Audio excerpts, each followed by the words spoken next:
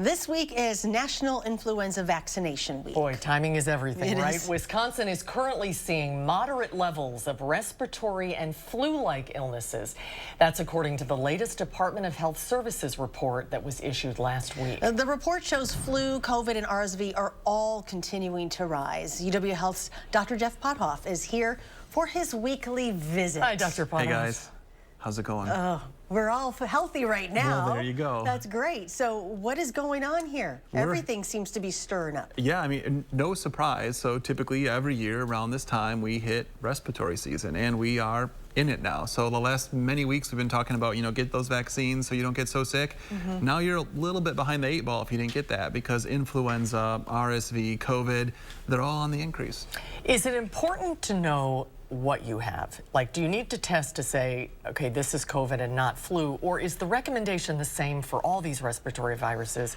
Just stay at home and stay away from your coworkers and friends. Yeah, that's a great question. All of us want to know what we have, but it probably doesn't matter most of the time. Certainly if you're not so ill that you need to come to a hospital, you're not worried about being admitted to the hospital, but you're just trying to get through it, it's all the same stuff for these things. Stay hydrated, Tylenol, ibuprofen for the fever, cover your cough, don't make anyone else sick, and it doesn't matter that much what you have. Now, the difference can be with COVID, we encourage people to get tested because there's more treatment out there for that. So especially if you've got some risk factors, there's Paxlovid, we like to get people on that. But whether you got the common cold, lots of times even if you have influenza, it doesn't matter, just take care of yourself.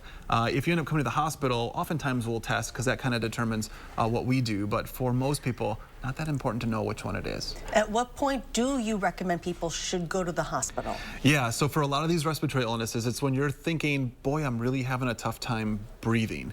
When that starts to happen, then we want you to get in, get checked out, make sure that you're not getting so sick where we need to support you, say with oxygen or something like that, bring you in the hospital. The flu is a little late this year, isn't it? A little bit, although I think if you were to go back like the last 10 years, there's a little bit of like variation on when it starts to hit. But yeah, to see it hit in December now, a little bit later than say other years in recent past.